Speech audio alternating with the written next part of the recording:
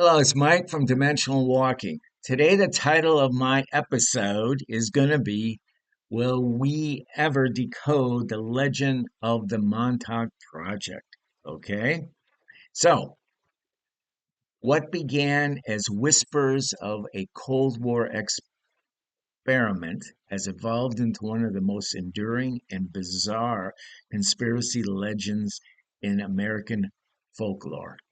The Montauk Project allegedly was conducted at a place called Camp Hero in Montauk, New York. It's kind of a swirling cocktail of mind control, time travel, psychic warfare, and interdimensional contact. Whether it's a myth, a metaphor, or a misremembered madness, it's a tale worth decoding. Okay, and I'll tell you at the very end some of my own personal experiences about Montauk. So the Montauk Project is kind of this psychic espionage into the shadows. So the Montauk Project is said to be emerged from the ashes of the infamous Philadelphia experiment, which in 1943, then it was a naval test that allegedly rendered the USS Eldridge invisible and transported it across space time. According to the conspiracy lore, the unintended consequences of the experiment birthed this new initiative, which was initially called, I believe it was the Project Phoenix, and then it evolved in what is called the Montauk Project in the 1970s. So Camp Hero was a decommissioned military base perched on the eastern tip of Long Island, and it became the alleged epicenter of these experiments called the Montauk Project. The base uh, has this kind of this eerie radar tower on it, and uh, this kind of Cold War type of architecture was supposedly repurposed for clandestine research into psychic phenomena. The goal was, I guess, and I've done a lot of research on it. I guess it's kind of was to weaponize the human mind. Okay, and then one of the main focal points was something called this Montauk chair. Okay, and it was a device to amplify or re-amplify the psychic abilities using electromagnetic fields inspired by some maybe alien technology, according to some accounts. The chair allowed its subjects, particularly children, to project their thoughts, open portals, even manifest objects from their imagination. Most of the most of the figures, main figures in this lore, who were one of them, of course, is this guy named Preston Nichols, who I personally have talked to actually, claimed that a psychic named um Cameron Duncan could use the chair to access alternate timelines and summon entities. In one of the incidents, Duncan allegedly unleashed a monstrous creature from his subconscious, and it was kind of called this thought form that rampaged through the base until the project was shut down. Yeah, this thought form, which I always thought was kind of like look was described like a Sasquatch, periodic would supposedly run through this base and get crazy and wild and whatever. And most of the time that happened when Duncan was in this chair. Okay. Little side note: a good friend of mine, she dated Duncan Cameron years later after the project. Um, and he confirmed quite a bit of this, especially this thought form that rampaged through this base. So, anyways, I got a little bit of close information, secondhand though. I never met Duncan himself. I did meet his brother Al Bulick, his stepbrother, I think he is Al Bulick, and spent a lot of time in an interview with Al, probably about 4 hours or so, and then stayed in contact with him for several years. And he has since passed. This idea that consciousness could shape reality echoes quantum quantum theories, quantum mechanics, and esoteric traditions. But in Montauk, it was weaponized. The chair wasn't just a tool for exploration; it was a psychic cannon. Okay, a psychic cannon. It's an interesting way to put it. So the children of Montauk, or they used to call them the boys of Montauk, because I think it was strictly boys or uh, males that were used in the Montauk chair. Um, Perhaps the most disturbing aspect was the fact that it involved these children were abducted.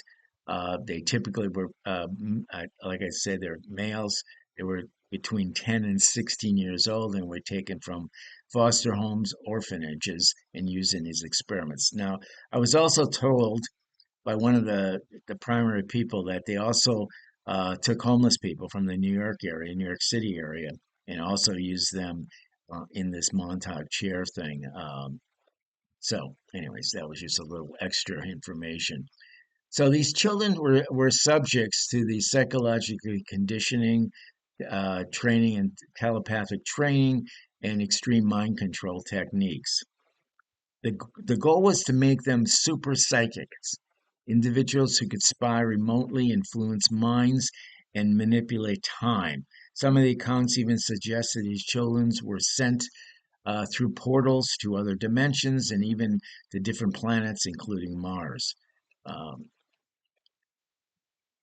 while mainstream historians dismiss these claims as fiction, they do echo uh, the CIA initiative MK Ultra, which was this mind control project that used these techniques on unwilling subjects.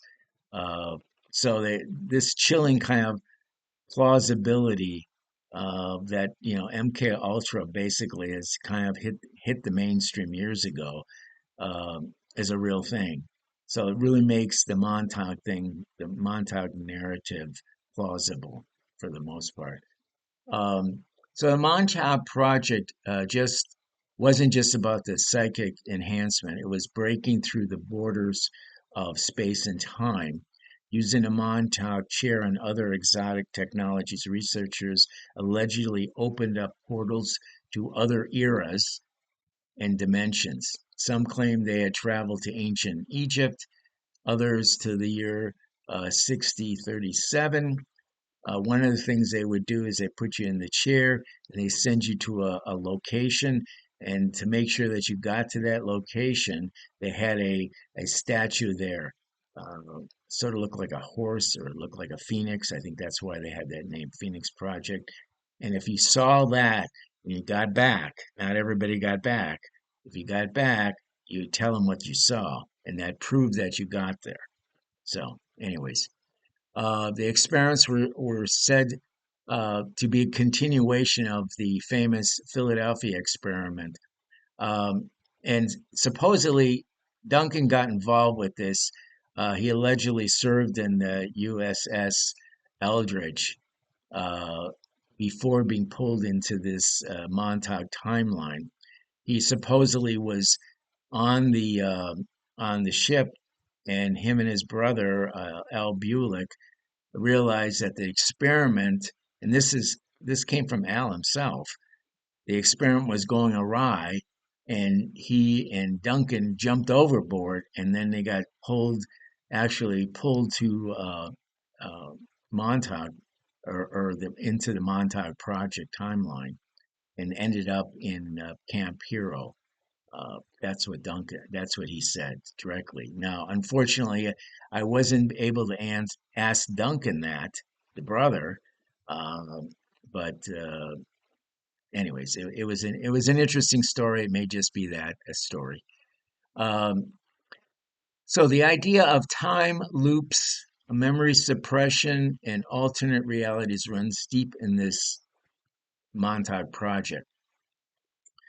Whether it's a metaphor or madness, the notion of psychic time travel taps into deep uh, phys- uh, uh, philosophical questions. Can consciously consciousness transcend linear time? Is memory a form of temporal navigation?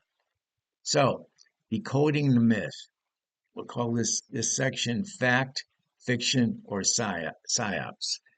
So what do you make of it? Montauk Project has widely been dismissed as a hoax, with critics pointing to inconsistencies in the testimonies of uh, Nichols, Cameron, Stewart, some of these other players.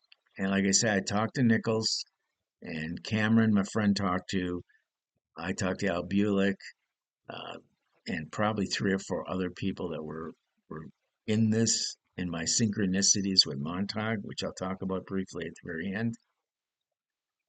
So many believe that the story is concocted to sell books, gain notoriety in the age of community. I don't think so. I really don't believe it. Yes, these people did write books. There's no doubt about it. Most of them did, but they did not do it.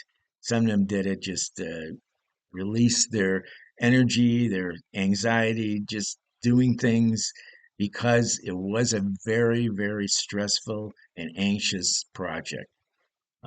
There were some people that I actually believe lived two separate lives. One was in the Montauk Project, and one was a regular life. And they struggled with that. It was really difficult for them. So, yet this myth persists. The CIA documented history of psychological explanation of this type of phenomena, the eerie architecture of Camp Hero, and the cultural resonance of mind control and time travel keep the legend alive. Even the TV program called Stranger Times was originally called Montauk. So there's it seems to be in our culture.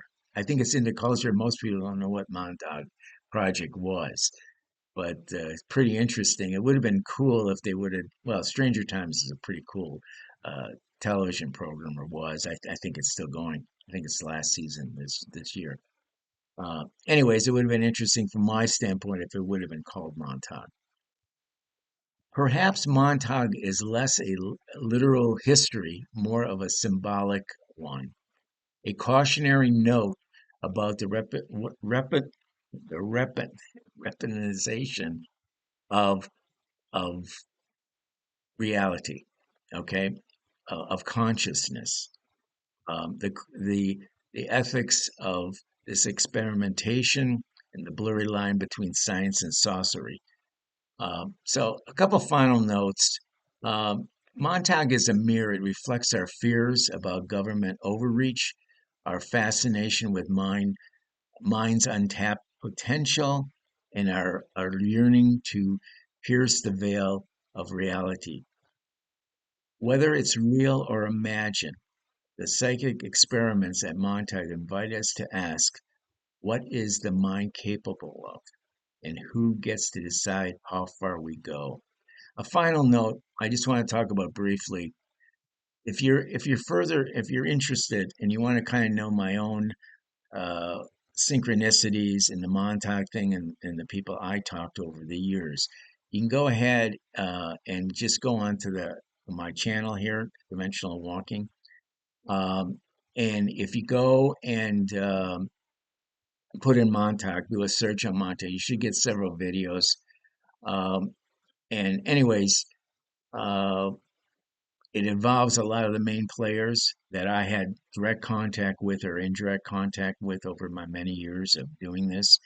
And I think you're going to find it pretty interesting. And hopefully you enjoyed what I have given you and you maybe made it interesting. A lot of books on it. You know, a lot of these key players did write books. Some of them seem to be synced together. Some of them are not. Some of them are a little contradictory. But anyways, hopefully you enjoyed it. And until we meet again, happy trails. Bye.